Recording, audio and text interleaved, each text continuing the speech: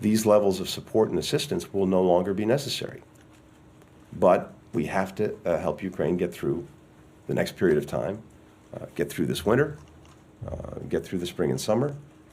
I'm also focused on the fact that they have their own plans to continue, not only to deter the Russian aggression, but to continue to take back territory that was seized from them by Russia, as you know. This is my video update on this Thursday, midday, December the 21st. Let's talk about some news. And let's start things off with the reports that Yemen is allowing Russian tankers to pass through the Red Sea. How about that one? Yemen may be blocking Collective West, Israeli ships carrying weapons, ships carrying cargo, mostly for the Collective West. But when it comes to Russian tankers, they're letting them pass through. It's tough being isolated, isn't it, like Russia? It is tough being isolated Russia. So I thought that was an interesting bit of news there, which confirms actually what the Yemen Houthis have been saying in various statements, which is that they're not blocking all of the ships that are passing through the Red Sea. The fact that they're letting the Russian ships pass through means something. So Lavrov, by the way, he since we're speaking about isolated Russia, he traveled to Marrakesh yesterday to take part in, I think, the 6th annual Russia, North Africa, Middle East summit, where Russia and various countries in the region talk about trade and finance and business, as well as discussing the conflict in Israel and in Gaza. So isolated Russia having meetings with various countries in North Africa and the Middle East. So Zelensky gave his Q&A the other day. I talked about the marathon Zelensky 2-hour Q&A. And Zelensky said during the Q&A that he is confident that the U.S. will not betray Ukraine. That is what Zelensky said yesterday in his Q&A, or 2 days ago in his Q&A session. And that statement is not going to age well. But 24 hours after Zelensky made that statement, we had reports that the Washington Post, which has been covering Project Ukraine, with a dedicated tab covering the conflict in Ukraine, we had reports that the Washington Post, they have removed their dedicated Ukraine tab on their website header. Not a good sign, huh? Not a good sign for Zelensky. 24 hours after he said that he is confident the U.S. will not betray us, the Washington Post said, "Hold my beer." Hold my beer. Let's remove that Ukraine tab. Oh boy. And Blinken decided to, let's just go this way. Blinken decided to hold a press conference yesterday. And the Secretary of State, he told the media that the U.S. has a plan for Project Ukraine. And that plan is to make it so that Ukraine can stand on its own 2 feet. It's not a good sign when the US Secretary of State says our plan is to make it so that Ukraine isn't dependent on US funding and it can stand on its own 2 feet. It's like the parents of an 18-year-old, a 17, 18-year-old who's been living in their house and is now an adult, and they have to get that 18-year-old out of the house. It's time, son. It's time to go out into the world. Here's some money to get you going, to help you find an apartment, or to keep you afloat for the next 3 to 6 months, but you've got to leave. You've got to leave this house. That's basically what Blinken told Zelensky during this press conference. And I find it interesting that the US talks about having a plan for Ukraine, as if Ukraine is not its own country. To be fair, Blinken said that Ukraine also has a plan going forward, but he said the US has a plan. He said the US has a plan, and he said Ukraine also has a plan, but we definitely have a plan. And it doesn't involve funding and financing Ukraine indefinitely. That is what Blinken told the media during this press conference. Actually, let me get some quotes for you. Blinken actually said the US has a clear plan. A clear plan. We have tools. Quoting Ursula, we have tools. Oh boy, let's see. Blinken said that he wants to help Ukraine, to make Ukraine be independent from the help of partners. That does not sound good. That does not sound good at all. Let's see here. Blinken said these levels of support and assistance will no longer be necessary. And he said that the US needs to help Ukraine get through this winter, spring, and summer. Yep, it's time to leave the house. Son, little Zelensky, it's time to leave the basement of the house and to go out into the real world. Here's some money to get you through the winter, spring, and summer. That's Blinken's message to Ukraine. 48 hours after Zelensky told all of the media that he's confident the US will not betray Ukraine. I tweeted, Blinken to Congress. One final payment to keep Ukraine afloat and prevent an election year collapse. Blinken to Ukraine.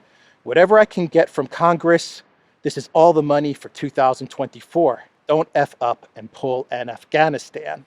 And if all fails, blame the Orange Man, blame the Putin, blame Zelensky, declare victory, and dump the whole thing on the EU.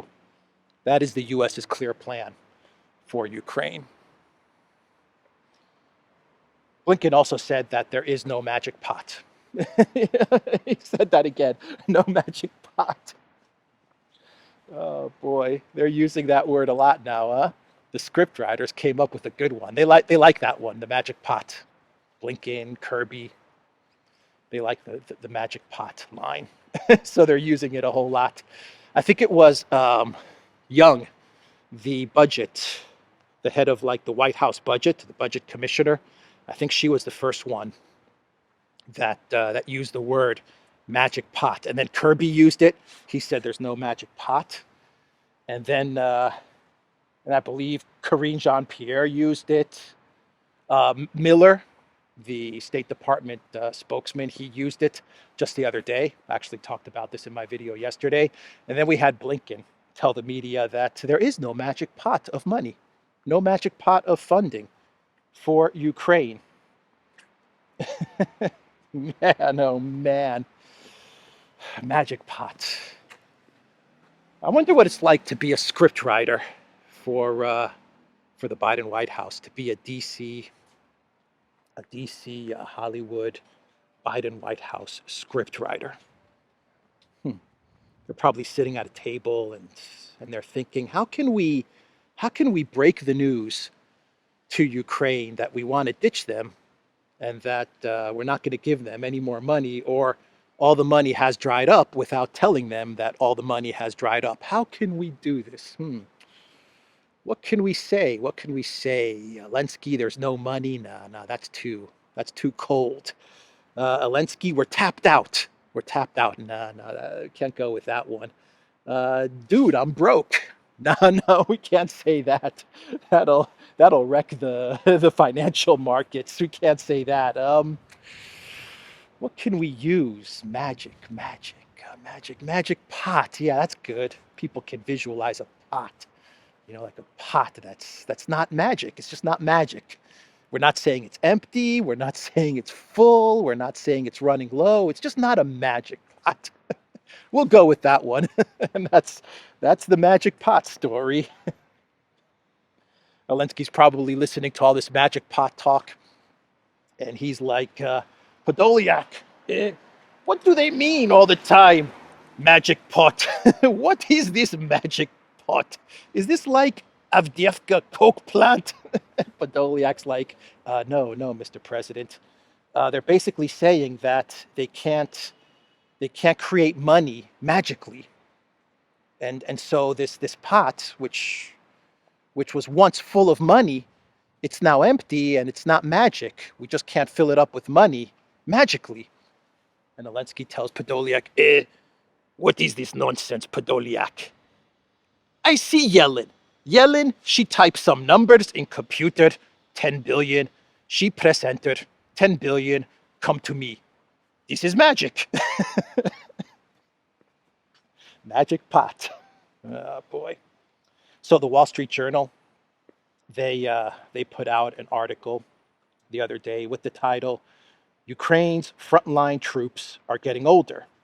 Physically, I can't handle this. Corruption and fear are hindering effort to rebuild the army. And listen to the first paragraph from the Wall Street Journal.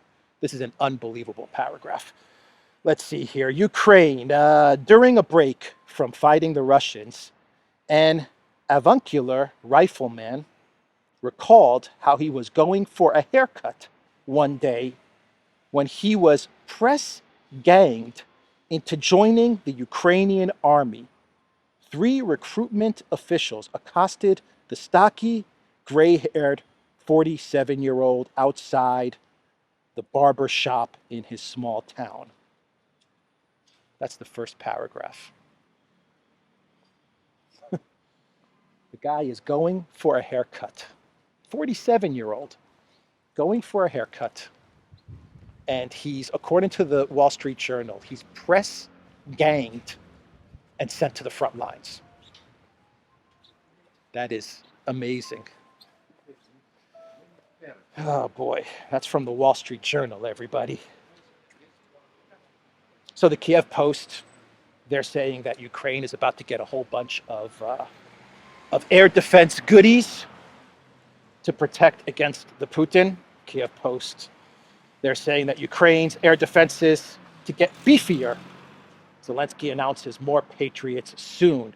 Ukraine's skies are growing increasingly unfriendly for Russian aircraft, and missiles, anti-aircraft systems donated by the US, Germany, and Norway are building up, and soon Japan may help.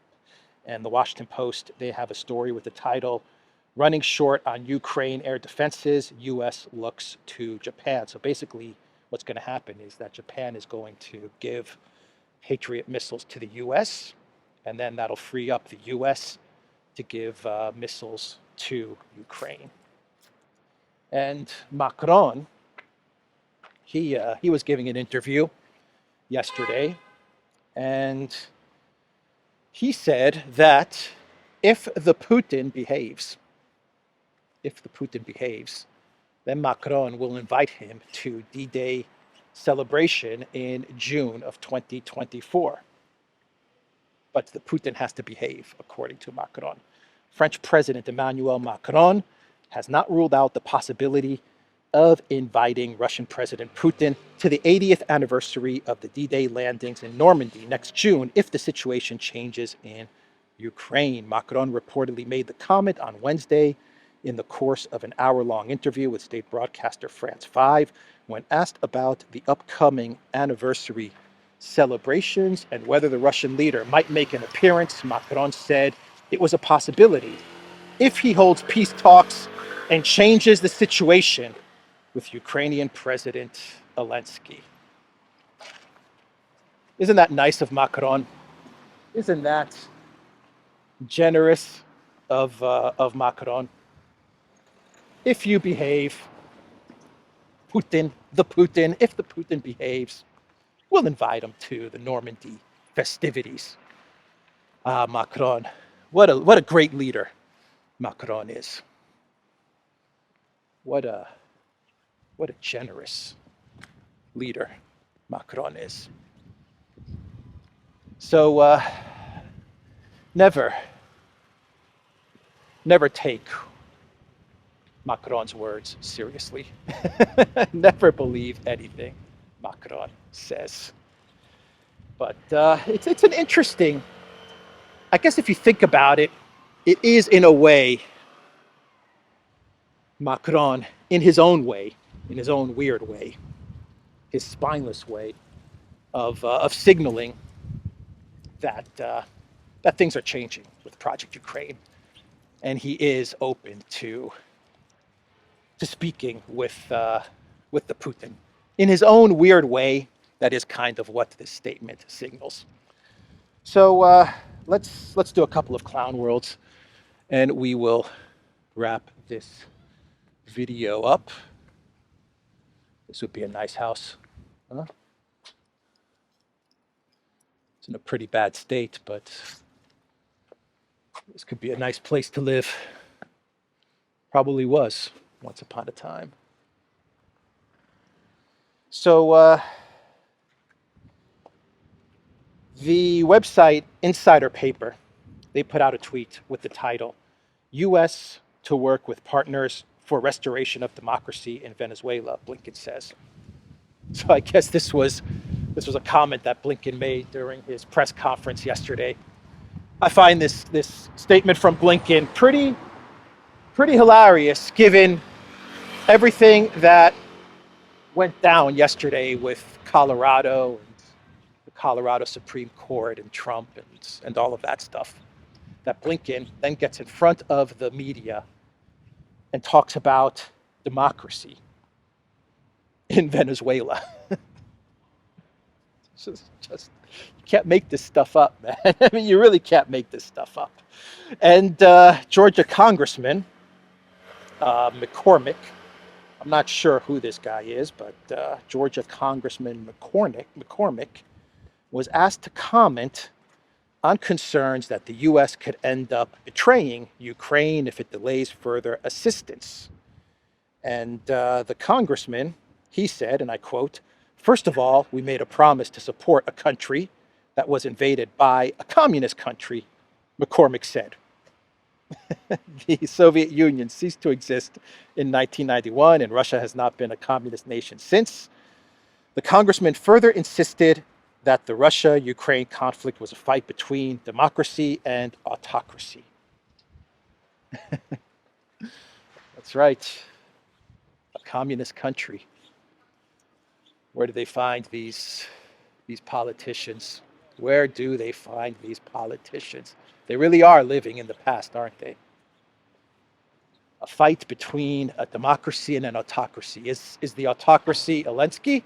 And is the democracy Russia? Because Russia is going to have elections, and Zelensky canceled elections. So who's the autocracy and who's the democracy? And let's do, should I do one more? Let's do one more clown world. And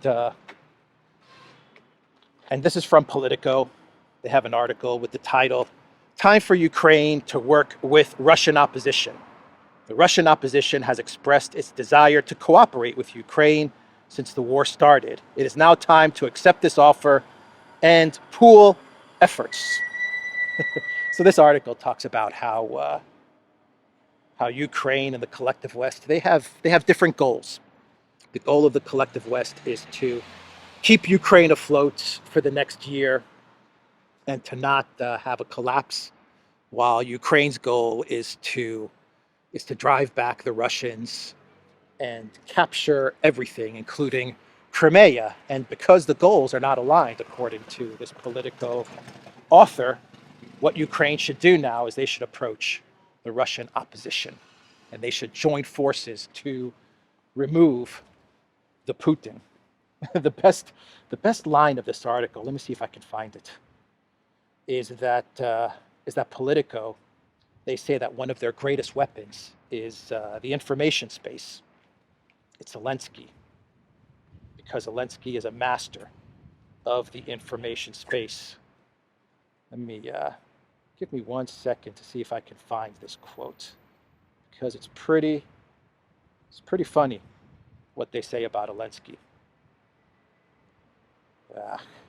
Whenever you want to find something, can't find it. Let's see. Here we go. Here we go. Of course, we shouldn't expect Putin's regime to ease up on media pressure. But while the Russian opposition knows what to say, they continually monitor the domestic mood and conduct polls to gauge public anxieties. It lacks the expertise to target mass audiences through the media. Ukraine, however, has media experts who do, and Ukrainian President Volodymyr Zelensky has particular expertise in this as well, specifically in relation to mass Russian audiences. So Politico believes that if Zelensky decides to talk to the Russian people, well, the Russian people will listen to Zelensky. And if you add in Russian opposition parties, well, that would mean the end for the Putin. I don't know.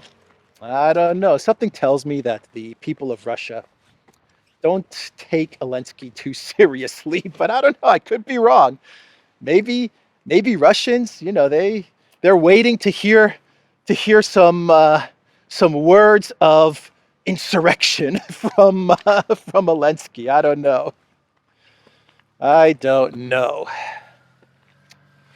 So that's Politico. That's their plan to remove the Putin, for Ukraine to team up, for the Zelensky regime to team up with the Russian opposition and use the information space, specifically use Zelensky's expertise in media and communication to rally the Russian people to overthrow the Putin. Sounds like a solid plan. Podolyak, this magic pot, can we put the Putin in this magic pot and make the Putin disappear? like when you pull a rabbit from hat. Maybe magic pot do reverse. Maybe we put the Putin in magic pot and Putin disappeared. Anyway, that's the video, everybody. theduran.locals.com. We are on Rumble, ODYSEE, BitChute, Telegram, Rockfin, and Twitter X, and go to the Duran shop. 20% off. Use the code TheDuran20. Take care.